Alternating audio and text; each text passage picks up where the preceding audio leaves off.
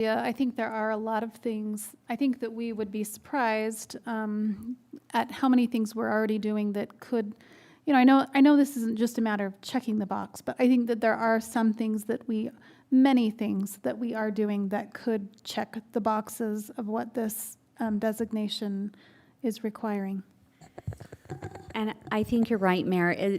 Some of the things, even if we're already doing them, part of the designation is kind of looking forward 3 years. Okay, so we have a farmer's market, identifying what our goals are over the next 3 years and how do we, continue with that. Or, for instance, a suicide prevention program. Maybe there's something already in existence that we could support and set 3-year goals.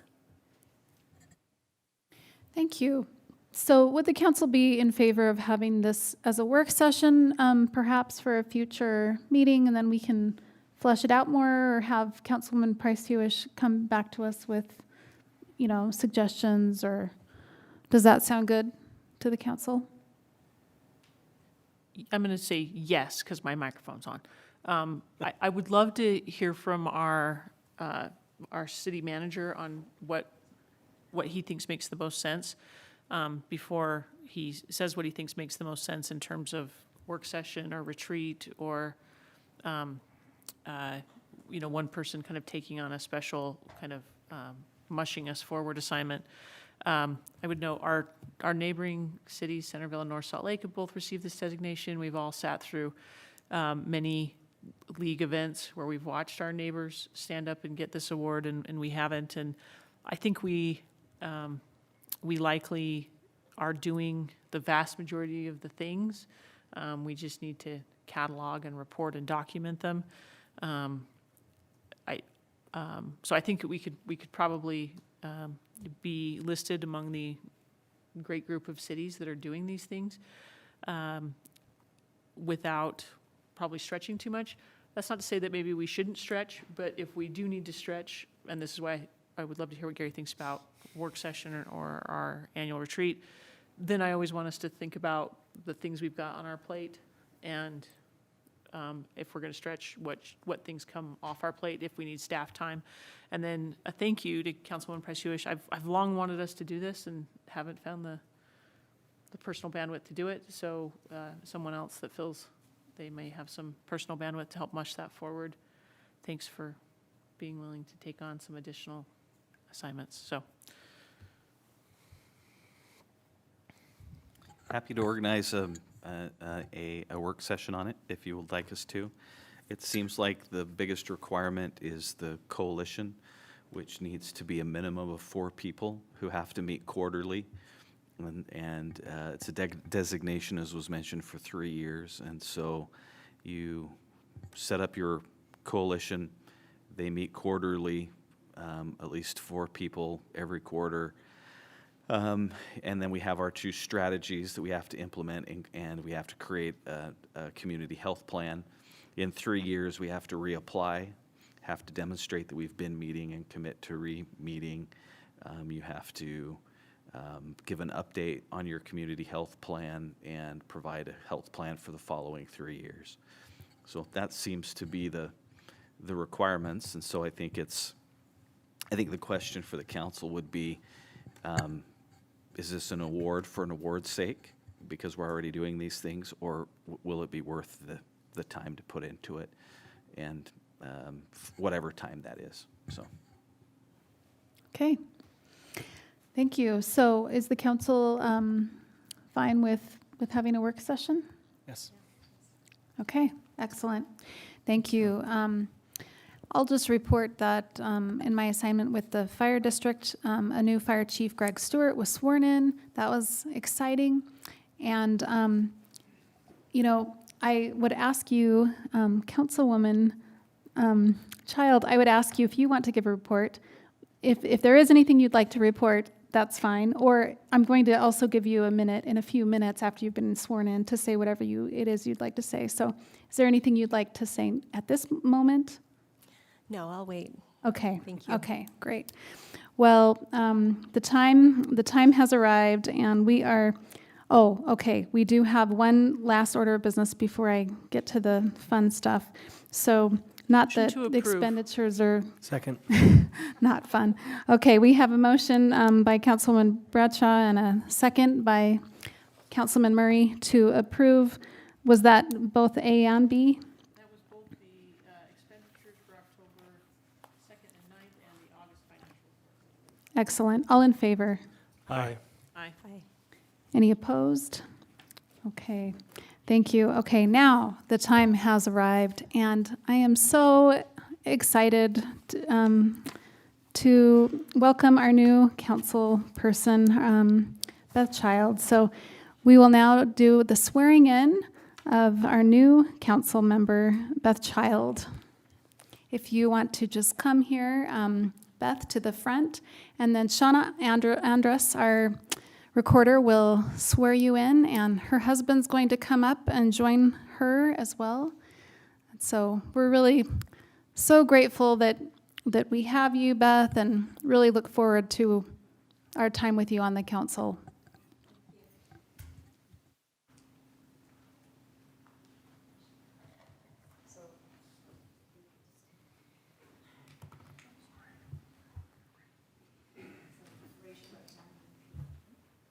I, Beth Child, do solemnly swear that I will support, obey, and defend the Constitution of the United States and the Constitution of the State of Utah, and that I will discharge the duties of my office with fidelity.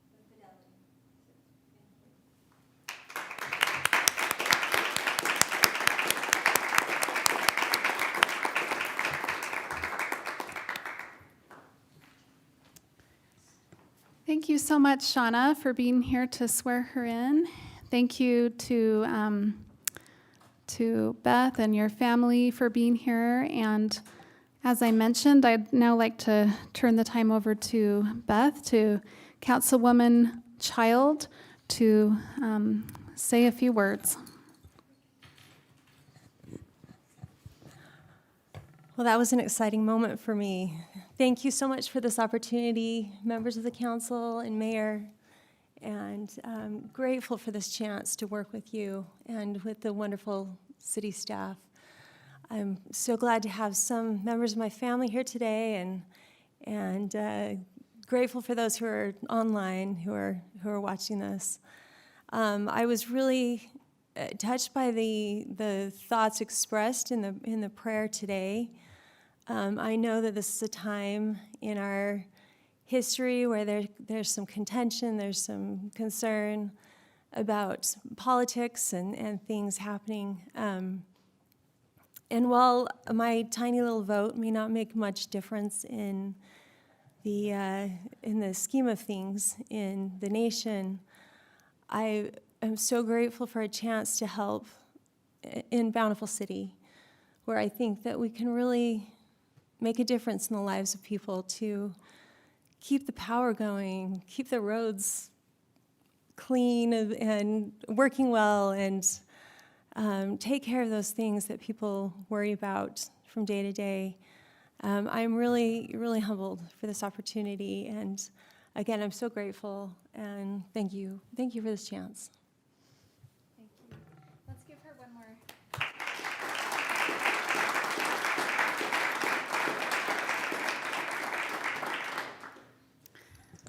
Welcome, Councilwoman Child. We're very glad that you're here with us. We will now move to consider approval of ordinance 2024-07, amending Chapter 4, single-family residential permitted conditional and prohibited uses. So we'll turn the time over to Amber Corbridge. Hello again. So before you is the Land Use Code Text Amendment. This is specifically to amend the use table in our single-family residential zone, Chapter 4. We have a list of uses that state permitted, conditional, or prohibited. The applicant has brought us 2 new uses to add to the table, which aren't listed and would be listed as a conditional use. The first is funeral home or memorial mortuary, and the other is public or private assembly. And so there's reasons stated in the report as to why this has become a petition. The commission reviewed this on Tuesday, October 1st, and recommended approval with some modifications to the drafted ordinance, which is attached. So you will need to find that this does meet the code, or meet the general goals and objectives. It's necessary and in the best interest of the public. It is common to see that a funeral home or mortuary would be with a cemetery. So we do have cemeteries listed as a conditional use already in our residential, single-family residential zones. So it's not too far off from what we already do allow. Also to note, there are existing mortuaries in our single-family residential zone, the Lindquist Mortuary. So that is something to consider, that we are improving those existing facilities. So moving on to the other item, the event center is another proposed use for the single-family residential zone. There are examples in Utah of this in residential zones. We have one in Bountiful called La Capella, and that's in our multifamily residential zone, and that's off of 5th South. So we recommend that with both of these uses, there's a definition added so that there's no confusion when someone comes in and wants to apply for a new use in this zone, that we know exactly, what is allowed. And so also, just to note, conditional use permits do go before the Planning Commission to where they look at mitigating any potential negative impacts. So it would have to go through another process for review. So with that, we made some additional recommendations with these uses. We proposed that these uses are limited to parcels with at least 3 acres or more, and then also that the structure setbacks are at a minimum of 75 feet from property line. And this would mitigate noise and visual impacts to a residential neighborhood. So with that, the staff and commission have recommended approval, and if you have any questions, I'm here to answer any. Excellent, thank you. Did you have something, Richard, on this to share with us? The addition of the funeral home and mortuary were agreeable to everyone from the start. The public and private assembly, however, was a subject of more lively discussion. Thinking of a noisy reception or other outdoor event being held up on Bountiful Boulevard was somewhat concerning, could be somewhat distasteful to the residents that are up there now. So staff reminded that the conditional use process requires that the Planning Commission take into account what measures can be added to a project to temper or to mitigate those unfavorable conditions of such a business, and that could be handled at that time. But it's still a little bit concerning to me. So just the idea of a residential neighborhood and then having a lot of noise, could be, so that was kind of the impacts that Yep. were discussed. If the event center was indoor only, that would mitigate a lot of that concern right off the bat. But there's no such restriction written into our code, so. Okay. Any other questions, comments? I have a question, Mayor. And I don't know if this was discussed in Planning Commission, Councilmember Higginson, or if, Amber, if you can answer this from a staff perspective. The public, and this is to the public and private assembly edition. Since this would apply to the other mortuaries we already have, which are both kind of in landlocked locations, the one that seems like it would have the greatest potential to take advantage of this public and private assembly component is Lakeview up on Bountiful Boulevard. And if it were to draw large events, that would obviously require, especially if there are people coming from outside of our city to attend a wedding or some other type of event, it requires them to almost drive, well, it does require them to drive all the way through our city, from I-15 to our easternmost edge.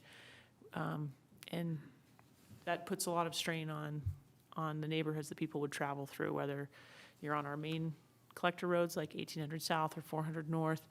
And we do have a significant facility on Bountiful Boulevard that does draw a lot of traffic Monday through Saturdays, where we do see some of those neighborhood impacts.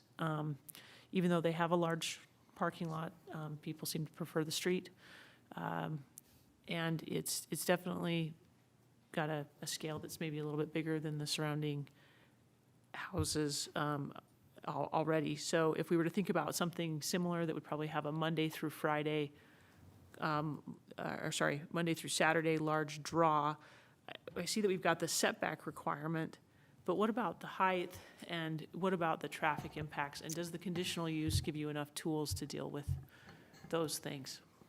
Good questions. So the height would just default to the single-family residential zone, which is a maximum of 35 feet in height. And so it wouldn't be any taller than that. With traffic, that's reviewed usually during a site plan review, where they're looking at circulation and how the flow of traffic goes on the site, off the site. Yeah, the conditional use permit talks to, or speaks to any other type of mitigating factors, like noise, smells, visual impacts. I mean, I guess parking would be one of those things we could look at, screening a parking lot, for example, from a neighboring residential property, for example. So there are things we can look at, such as screening of, vehicles, if that's something that needs to be mitigated. Okay. I could add something, if I may. Go ahead. The conditional use code section, and I'm pulling it up right now on my computer here, does give us the ability to mitigate for proper parking and traffic circulation. It's not something that we're used to here in Bountiful City, but it does give us the ability to request a traffic study. I don't think that we would receive a traffic study that would say that it would put the roads from a classification to the next one based on the capacity on Bountiful Boulevard and all the but adjacent streets around Lakeview. But it does give us the opportunity to mitigate for specificity in traffic circulation. I don't know if this will be my deciding factor, but there's a noticeable drop when this other large facility at Bountiful Boulevard does a remodel or a deep clean. The traffic kind of flowing through the neighborhoods to that facility, it's a noticeable drop. And so I am just a little bit worried about essentially putting a significant kind of commercial driver of large events that far east and driving that much traffic, leaving our kind of main access points on I-15. So I'd certainly love to hear more from staff or others if there's ways to mitigate that, but that struck me as being. I wonder how that would compare. I mean, we have like La Capella that has receptions, right on Fifth South, and I know that's not all the way up the hillside. I mean, the only other thing that I can imagine is I know that occasionally we have like golf tournaments, but I don't know how much impact with traffic those would be,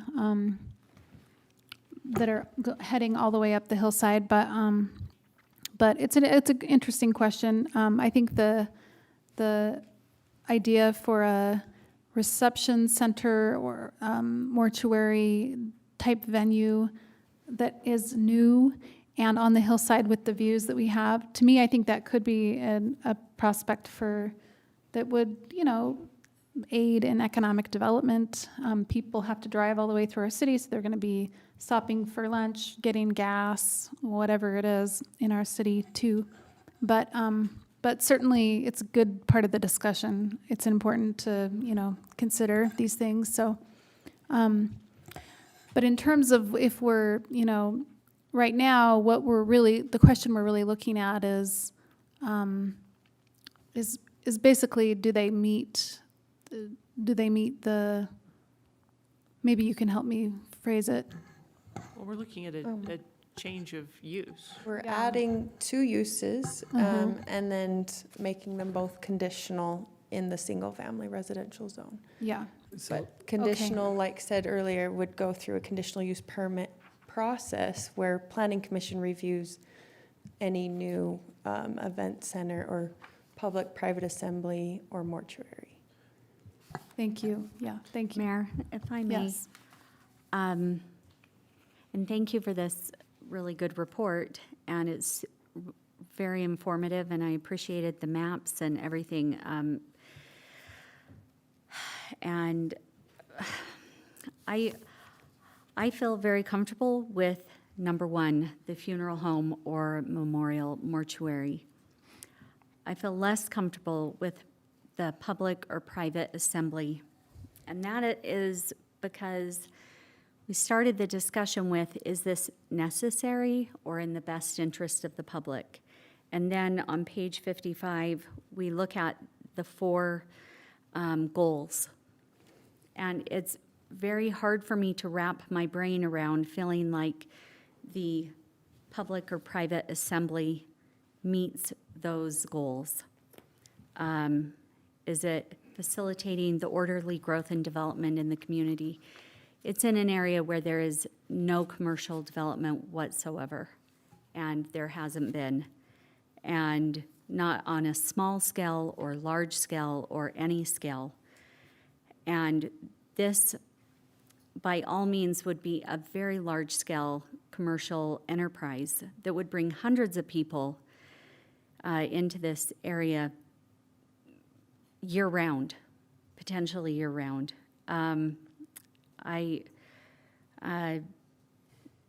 For number 2, providing adequate open space and preventing overcrowding of the land.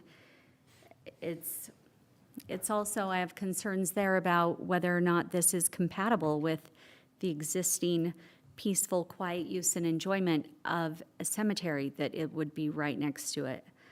Is it compatible with other uses in the community? Yes, the funeral home and the memorial, but a public or private event center, it's, again, hard for me to square that is compatible with other uses in the community there. We do have, La Capella has been pointed to as a similar type of space, but that is in an area where there's a lot of additional commercial development.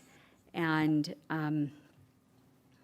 so I guess I just wanted to start by saying that it's very hard for me to see where this very significant change of use is justified. And I have a few questions. Have the applicants of this amendment, have they submitted preliminary plans? No. And have they submitted anything about what their ideas about ingress or egress on that flat property would look like? No, we don't have any concept of that at this time. But that would all be part of the process, right? That would Yeah, all- if they got approval for, Yeah. this, then they could move forward with that. But in the area of a condition approval, like the neighbors, would they be notified that, Yes, but that would be up for vote? yeah. So we voted conditional on it use now, neighbors aren't here to voice public opinion.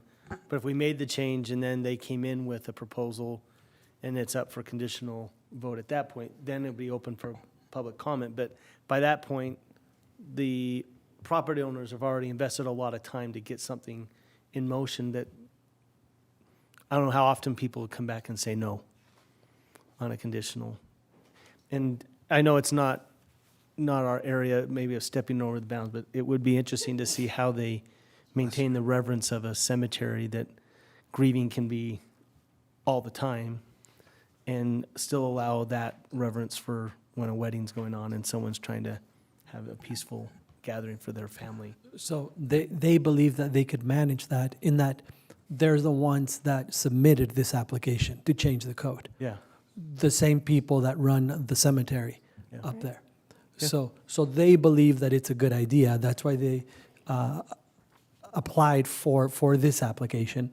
They feel, and they represented this at the Planning Commission, if Councilmember Higginson remembers, make sure I don't butcher this, but they find themselves, in order to compete with some of their cohorts towards the south of the valley, that they need to make a change in what they do. And that's why a lot of, this is what they're saying, a lot of mortuaries, combo cemeteries are adding this additional use to their business model.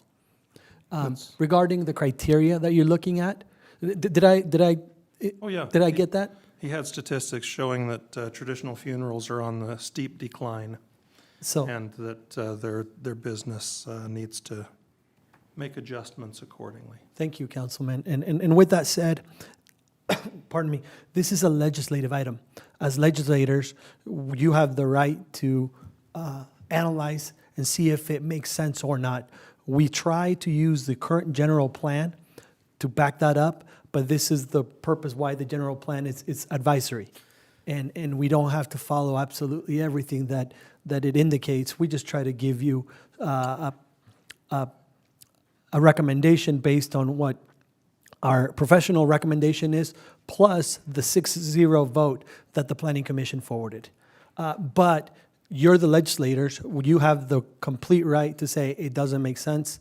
Let's do one and not the other, or let's change some of the criteria in order for us to enact the new law. Thank you. Councilman Higginson, when the Planning Commission discussed this, and when you said that the first question was a no-brainer, but the second question got a little more lively, but then eventually it was a 6-0 vote. And so what was what maybe you could just give us a little more information about the discussion? Well, I can only speak for myself on the vote, and that was just the fact that we were going to have another opportunity to look at this. I know in dealing with recent conditional use permits, the Planning Commission's hands are pretty tied unless we as a legislative body want to specify some very detailed requests or requirements on potential conditional use permits that they would be able to use in their determination of whether adverse conditions can be mitigated. So Mr. Jepson, rightfully so, has had to rein in the Planning Commission recently, who were trying to mitigate things as they were interpreting the city code. And anyway, it's a difficult thing, I think, except for in this meeting right here, to maybe provide adequate protection for some of our neighborhoods. Thank you. I think that we held a public hearing in that meeting, is that correct? Yes. How many people were there? No one spoke to Did it. Gary Davis speak? No, he didn't. Mm-mm. And where was it noticed at the property? Yes. Did it say Hold on. on the notice? This is a Let land me, use. let me take that back. Please. This is a land use code text amendment. Ah. There is no one single property to notice. Indeed. In that it affects the entire R4 zone. So yes, the public hearing was properly noticed based on the public notice website and our own city website. So we filled all the boxes, but only the actual zone change, those are the ones, or the CUPs, the conditional use permit, or the variances. Anyways, the specific changes that are coming are the ones that require the physical sign to be on the property. Indeed. Not this one. And at that point, when everyone above Bountiful Boulevard gets their hair on fire because they read that there's the potential of a reception center coming in, at that point, it's too late. The decision's already been made, and now all they have to do is satisfy 4 commissioners that they can mitigate the adverse effects. You are correct in that the time to add or add specific criteria is now. Because this is when we're changing the legislation, the actual land use code. Indeed. Thank you. City Manager Gary Hill. An observation and a question that might help the conversation, potentially. The picture on page 62 of the packet of the applicant property, just for scale, is, I believe, close to 30 acres. Is that right? I asked our city engineer. So that's about 30 acres.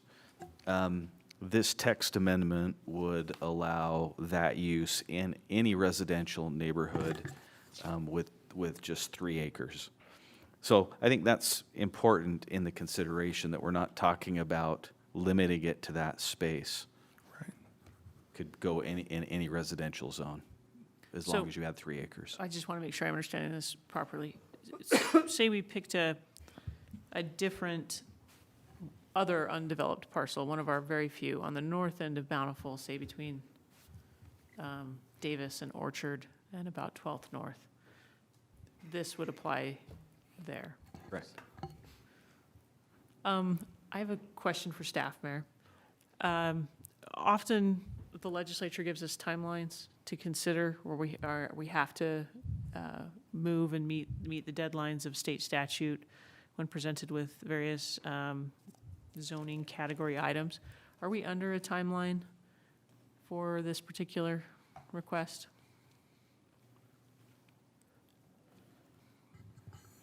I'm looking at our attorney, but I'm pretty sure that there is no time frame by which you have to make a decision on this request. I think we can look at city code, but if you're considering continuing the item for further research, you have that ability. You certainly have that ability. One of the few areas the legislature has not given us a timeline. It's nice. I'm sure just in the interest of being responsive, we'd want to do our due diligence and have an answer or provide direction. But yes, if we need more information or if we need more discussion or deliberation or whatever, then that's nice to know that we can continue. I would like to just say, I appreciate what Councilmember Higginson has brought up here tonight, that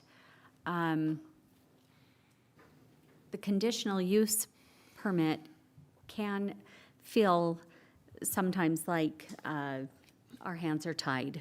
And so I would prefer to, continue this to another meeting, because to move forward on this, and I'm not, especially with regard to the public meeting place, the event center, I think we would like to get more, staff options, more ideas about conditions.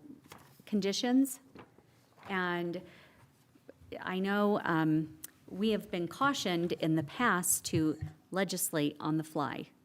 And so I would prefer not to do that tonight. I would prefer to see if we could get more options, have a more robust conversation about specifically the event center. Maybe the planning department could bring additional potential conditional I keep saying that wrong, conditions. And that might alleviate some concerns, and it might not. I don't know how it will turn out, but maybe tonight doesn't feel like the night we feel comfortable in moving forward on this. So that seems, to me, that seems reasonable. What about item 1, though? Does everyone agree with the first one, that we could maybe push through? If council, we would request to see if we could, if you're ready, we can bifurcate and call this ordinance, whatever number we numbered, only for the mortuary and the cemetery use. And then once we're ready for the other one, we'll assign another number for it. If council says that we can do that and the council feels comfortable, we would love to move forward with that. If not, we could bring both of them back. Council, are you comfortable with the first use, with allowing that and allowing them to move forward? Does our city attorney feel like he can edit the ordinance to do that? I personally feel comfortable moving forward with part 1. I feel completely uncomfortable with part B. Can I make a recommendation?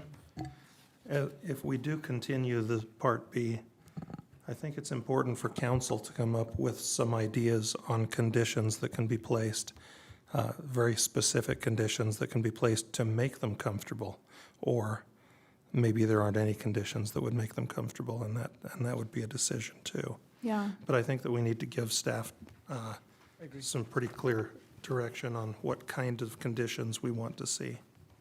That's a great suggestion. Thank you. So, so first of all, is there a motion for the first part? If I could interrupt, I didn't get Sure. a chance to answer Councilman Bradshaw's question Okay. before you make the motion.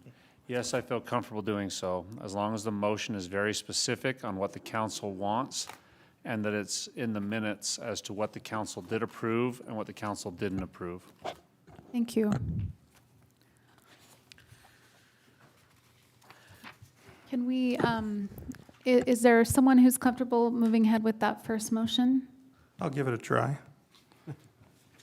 Make a motion that we approve ordinance 2024-07A, very specifically approving the addition of funeral homes and mortuaries to the single-family residential permitted, conditional, and prohibited uses, with the conditions and the details that staff included in their report, specifically excluding the addition of public and private events center.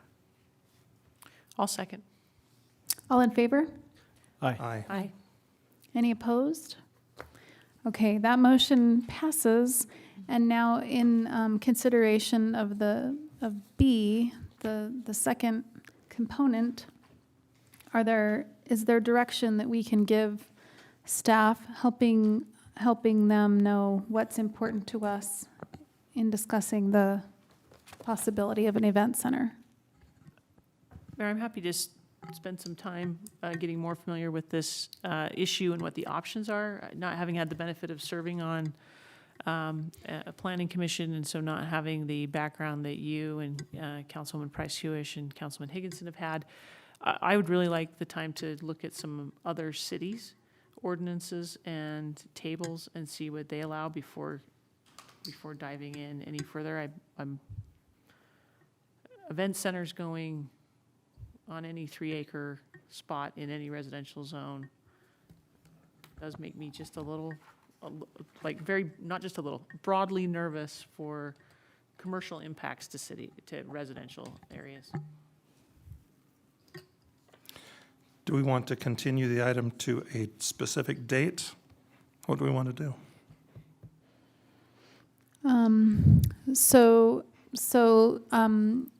First of all, Councilman Bradshaw, your request is for staff to give us some recommendations or ideas of I what would be other... happy to have recommendations from staff, but in terms of being prepared to direct staff on what conditions would make me more comfortable, I don't have that tonight. Okay, I have an idea, yes, thank you.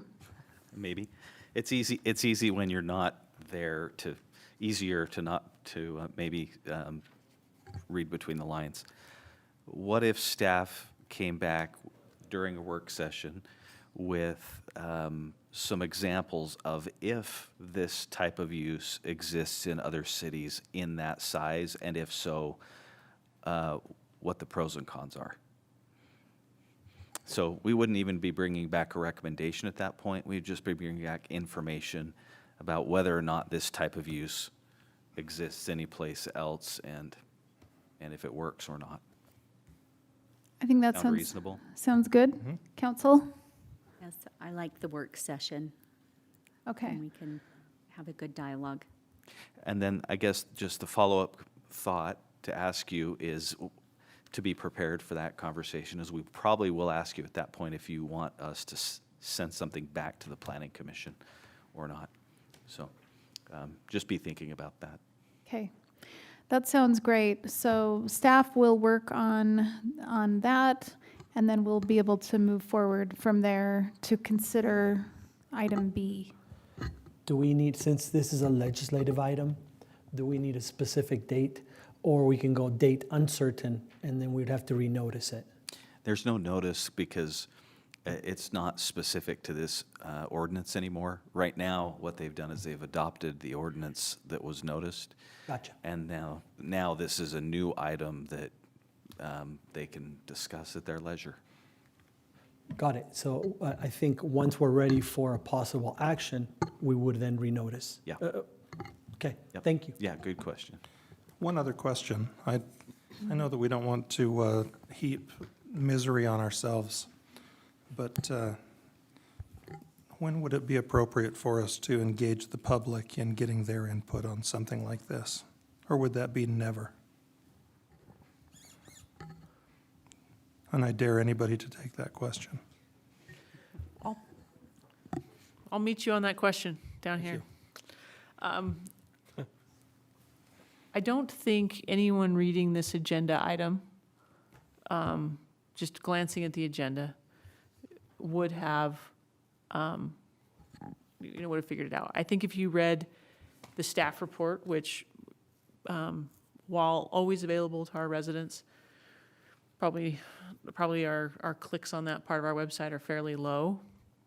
And even in reading it as I did,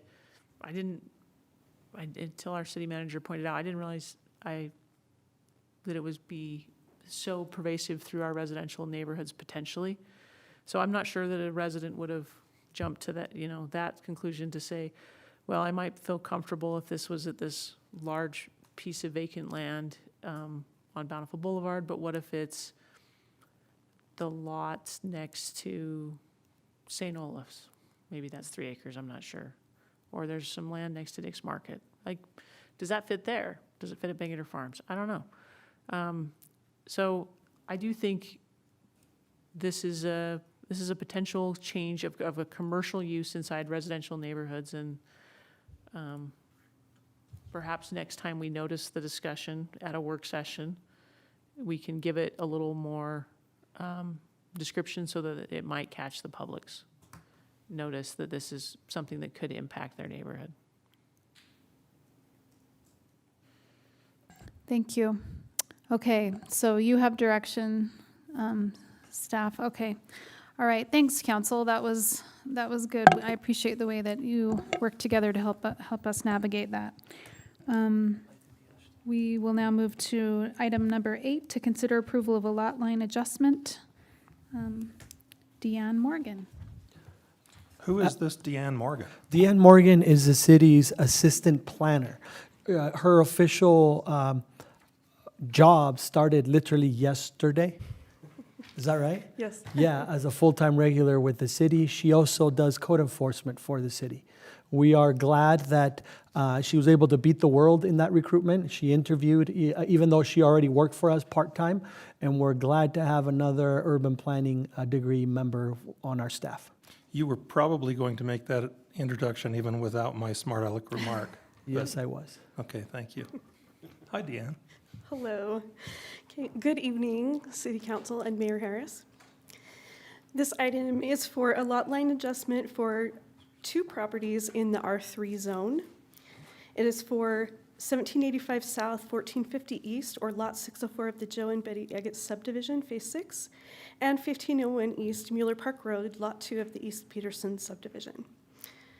The lot line adjustment will take an area of approximately 960 square feet and from Lot 604, from Lot 604, and add it to Lot 2.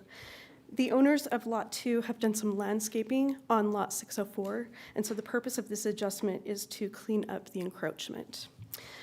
The lot line adjustment complies with all minimum lot sizes and widths, and there are no other impacts. And so it was unanimously approved by the Planning Commission on October 15th, 2024. Therefore, staff and the Planning Commission recommend approval on the conditions of all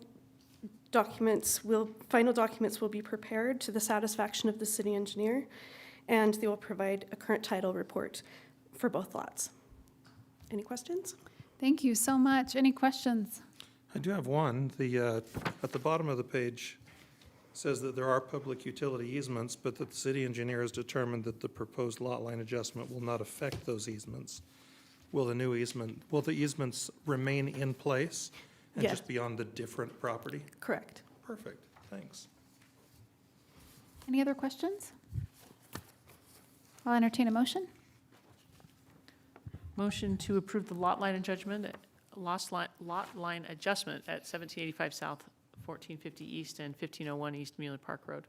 Second. All in favor? Aye. Aye. Any opposed? Thank you.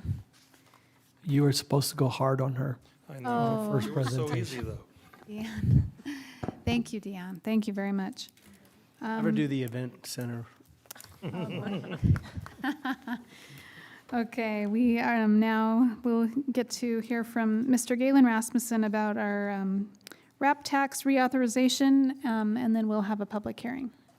Thank you, Mayor and members of the council.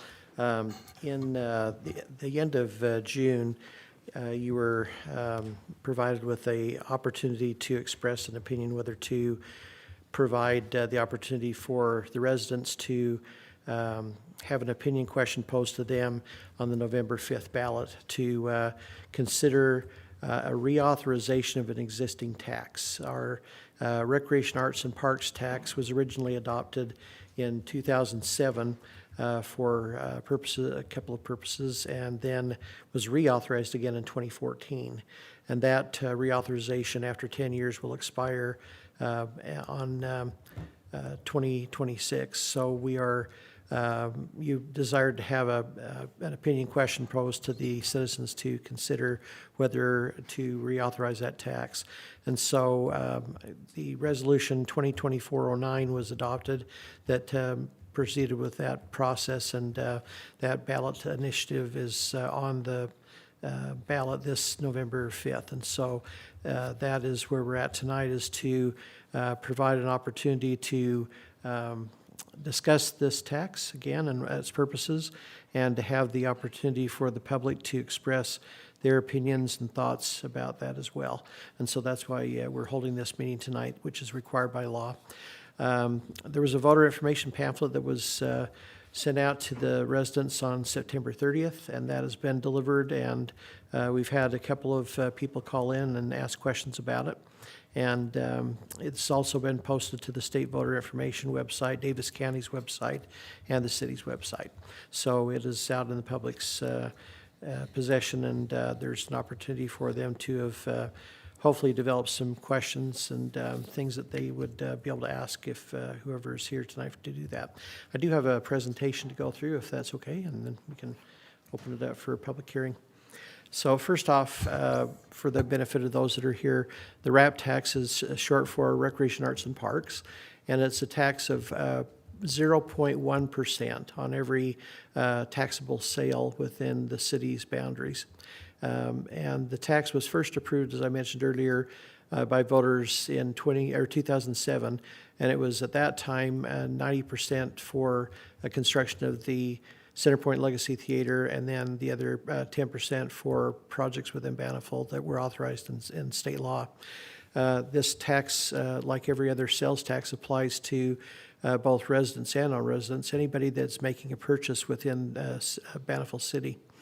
The tax is pretty small. It's only at 1 penny on every $10 of purchases, but it does do a lot. It does provide funding for park improvements, recreational improvements, cultural facilities and organizations within the city. So it does a lot with a little. So the RAP tax, what it's being used for now, the existing one that is going to be expiring in 2026, it's 75% of that money has been allocated for recreation and parks facilities within the city. It's been used to help in the construction of Creekside Park, also the Bountiful Town Square, and some of the other areas within the city that are city-owned facilities, but for public use. The other 14% of that allocation is for parks, trails, recreation programs, and you see some pictures there of some of those things that take place, pickleball courts and trails and so forth. And then the final 11% is for funding of cultural arts programs and not-for-profit organizations that are cultural arts or recreation in nature. And so over the years that this has been in place, it's funded a great many programs within our city that provide these services. Now, what about the future uses for this tax? In our city, we feel like there's 4 main categories. First would be park, we'll call it park refurbishment, which is basically just development of our parks and recreation facilities, or instating them if they need to be refreshed or something of that nature. We've done some of that with adding pickleball courts, refurbishing surfaces, or other things that needed to take place. The other area would be our trail system, adding more amenities or helping to fund that trail system in further measure. The third area would be continuing our grant program to arts and cultural groups and programs. And then the final area would be a public art component, which currently is funded through a 1% for public art out of our capital projects fund, but would be reallocated for use out of this money instead. Now, as far as how much funding, the amount of money that we're receiving now is about $750,000 a year. It varies depending on the activity in the economy, but right now about $750,000 a year. So if that was to trend forward, in the upcoming years of 10 years that this would last, it would be about $7.5 million. And that is if the voters reauthorize this tax on November 5th. So that's the amount of money that is out there for use if we have that reapproved. For further information, we do have all this information on our website, to where it goes over some of the things we've talked about tonight, as well as some additional information on projects and what's been done in the past, what we're looking towards doing in the future. If there's any information that they would need outside of that, I'm available for them as well, and that's my contact information there. And just a big thank you for the consideration of this and your actions that have taken us to this point, as well as the public for their willingness to consider this initiative, and an encouragement to vote early. Be glad to answer any questions. Any questions for Mr. Rasmussen? Okay, well, thanks very much for that presentation. And now we will open our public hearing regarding the RAP tax. We'd love to hear from anyone that would like to speak. If you want to come and you state your name.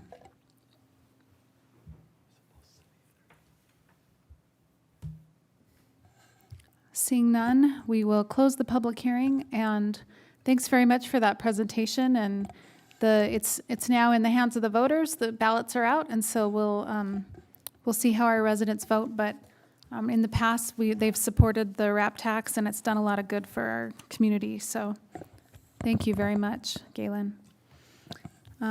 We'll now move to item number 10 to consider approval of the purchase of 2025 Ford F-550 4x4. Mr. Alan Johnson, you're first of quite a few here. Yes, Mayor and Council, it's good to be here tonight, and as we heard this morning, we did have a short meeting, Power Commission meeting this morning that lasted about 3 hours. So we talked quite a bit about all these things, and they do all come with a unanimous recommendation, so as we work our way back through it. But the first item that we have is the purchase of a cab and chassis. And this truck will be used for the crews, and they use it on a day-to-day basis as they run around working in the, let's make sure I got the right one here, but the service crew, they put their tools on it, they move through, they go through it. This will be a club cab, which means it's got the 2 cabs, or the 2 doors on each side, so we can have the crews that can fit in there. They haul their safety gear, tools, and everything they need to work with, unless they need a big truck. As you may remember, we approved both the bed for this truck and a dump bed for the other truck we'll be talking about. So this truck is the second part of that, where we have already purchased the bed for $47,000 on here. So we did go out and look at the state bid and also got a bid from Performance Ford. And Performance Ford did actually beat the state bid by just a little bit. So it would be the Power Commission staff's recommendation that we approve the purchase of this truck for $70,917. And it is total of about the $115,561, which is under the $130,000. We'll still have to put a radio and a few things on there, but this will be under what we have identified in our budget for this vehicle. Alan, did Performance Ford know the price, the state bid price, when they came in? I believe they can look it up. Okay. Like I say, I just thought it was interesting because in all their bids, it looks like they're just barely under, and so I was just curious about yeah, that. when the state goes out to bid, and we buy a lot of things on state bid for that, and it becomes a public knowledge. I mean, so it's not, as you go back through, we can add different items onto the state bid, so they may not have the total thing, but yeah, it's a public document. Once it goes out, the people can look at that, yes. Thank you. Any questions on this item?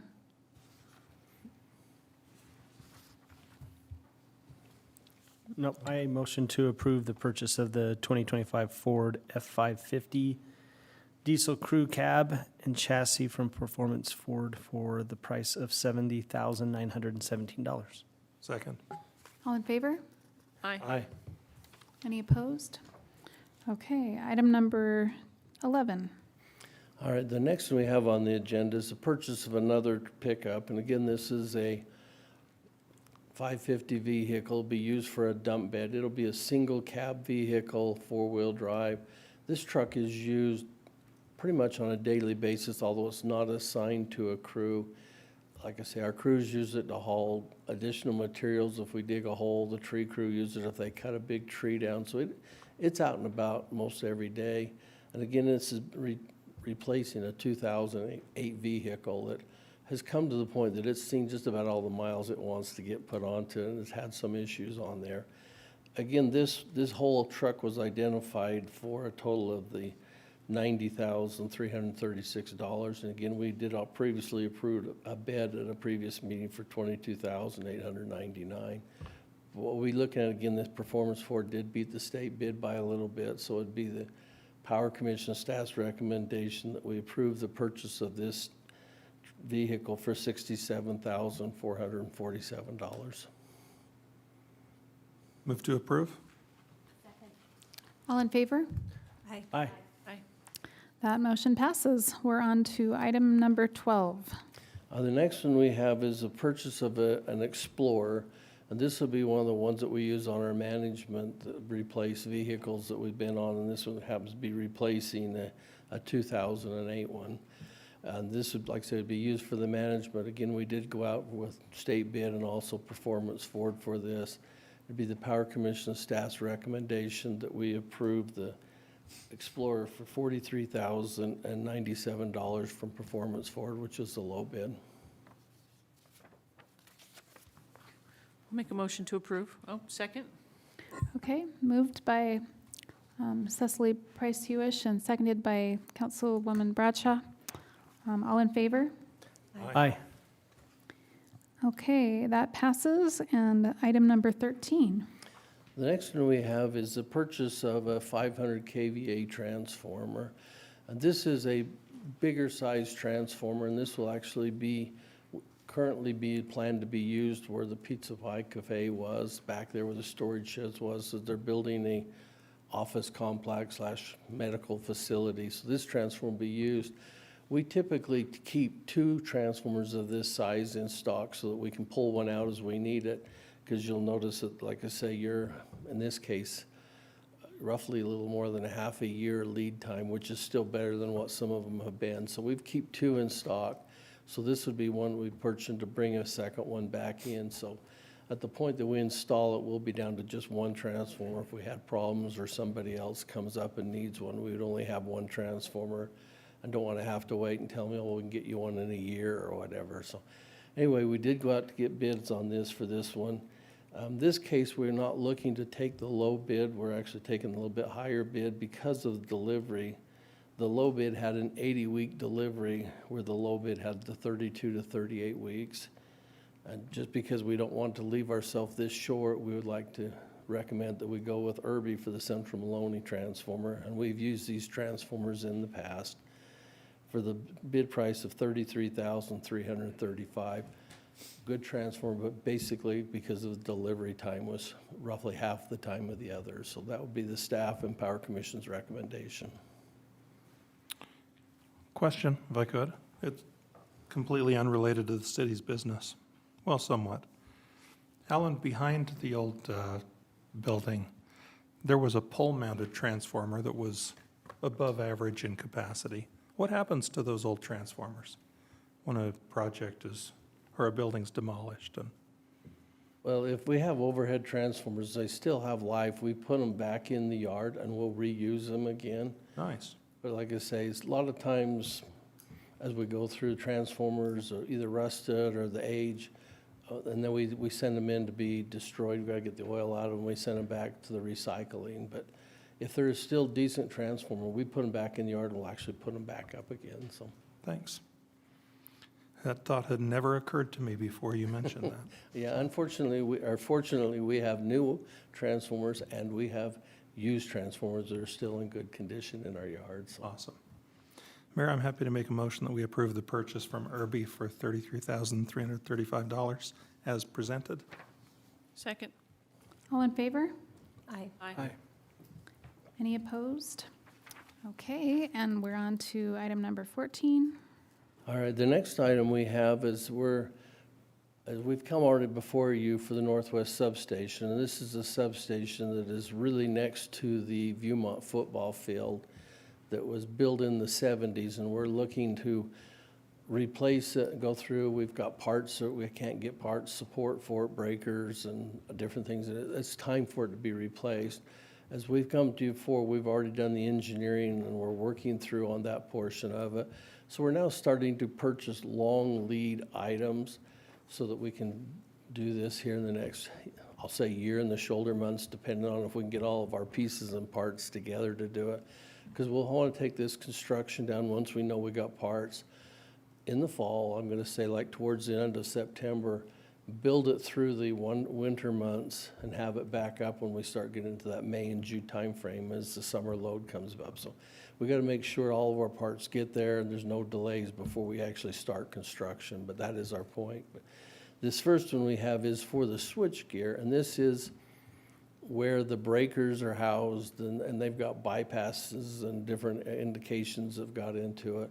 And this is one of the ones that's got a long lead time. So as you'll notice on here, it's got 54 to 58 weeks delivery on this.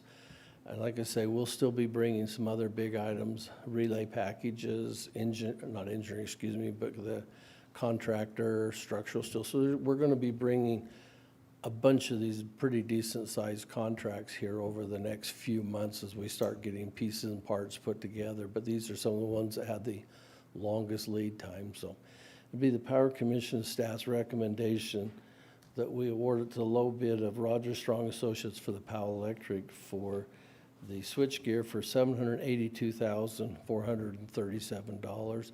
And again, this is in what they had identified in the project overall to rebuild this substation. Mayor, I have a question for Alan. Yes? The warranty, obviously these have a big price difference, but the delivery time was not too dissimilar, but the warranty just struck me as odd. What is a 12-18 warranty as compared to a 60? Well, again, you look at the 80, that is really a decent warranty. That's just from the time you buy it, you gotta go out that period of time. When you start getting these ones that's got 12 and 18, it is 18 months from the time they deliver it, because they assume it might be sitting around before you energize it, or 12 months after you energize it. So that's what that 12-18 is, so. Okay. Interesting. Alan? Yes. This was something that was discussed in the Power Commission earlier today, and one thing that I found helpful here is you had mentioned that we have purchased these switch gears from this company before, and that they have could you address the lifespan and what we expect out of these in any way, regardless of the warranty? Well, like I say, we have used them twice before, and so our central sub, which is nearing 20 years old, has got this type of switch gear in it. Typically, you'll still have to do maintenance on the breakers, but typically in there, you're gonna get switches, breakers, bus, and everything. You know, the biggest wear item is obviously the breakers, and we'll have a spare breaker for that, so the warranty really comes if something should happen, it shorts out and blows up or does something funny on that. And we typically do not experience anything. It's not like some of the other items that you have, like vehicles and stuff that you're starting and stopping. I mean, the breakers here, it's used, and typically we can work them through. We don't have any trouble with those meeting 15 or 20 years without any problems. So, but we did discuss the warranty. This is a great warranty, but it was not what we had specified in our, they basically met the warranty we asked for, so we didn't really feel like, well, this would be something above and beyond, but it's enough money that we hated to do it just because they threw it in on top of us, so. Thanks. Mayor, I'll make a motion to approve the purchase of the switchgear for $782,437. Second. All in favor? Aye. Aye. Any opposed? Okay, that motion passes, and now 15, consider approval of a power transformer. Yes, this is another one for the Northwest Substation. This is the big power transformer where it takes 43,000 volts down to the 7,000, 12,470 that we run through the neighborhood. This transformer will be bigger than the current ones there. It'll be going from a 15 MVA to a 25 MVA, so we'll have additional capacity. We'll be going from 2 feeders to 3 feeders, so this will be a bigger transformer. Going back out through that, we went this out to bid, and Virginia Transformer was the low bid. We do have a number of Virginia transformers on our system, and we've had good success with them. This transformer is actually going to be built in Pocatello in their facility, and we have had some there, although our last ones we purchased came out of North Carolina, which we had down our 138 substation. But this one fits their criteria and will actually be built in Pocatello, so it will make it nice because just a few hours you could run up, do inspections or whatever, and meet with them on this. So we're not had any trouble with Virginias. They've been good. They've been good to cover warranty items and what have you. You'll notice, like I say, you're talking the 80, 85 weeks on the delivery, so that's going to be an issue. But they're talking that they think they may be able to get that down closer to the 60 weeks. If it's approved this week from talking to them, they have an opening, be able to slide it in, so it'll make our delivery time closer to what we really need to have if we're going to be doing this work next year at this time. So it would be the staff and Power Commission's recommendation that we approve the low bid from Virginia Transformers for $1,504,520. Thank you. If there aren't any questions, I wanted to ask Councilwoman Child if she'd like to make a motion. Motion to approve the power transformer from Virginia Transformer Corporation in the amount of $1,504,520. Second. All in favor? Aye. Any opposed? That motion passes. And now your last item, Alan. Like I say, we'll start you out with a really small one right out the gate. Spending more than the rest of us combined. Well, like I say, and at this point here, I'll just take you for a boring bid. So like I say, well, if I haven't bored you already at this point, but this is a directional boring bid that we have. And as you remember, earlier this year, we came in with some distribution work and some streetlight work, and we had big iron drilling that went through the bidding process.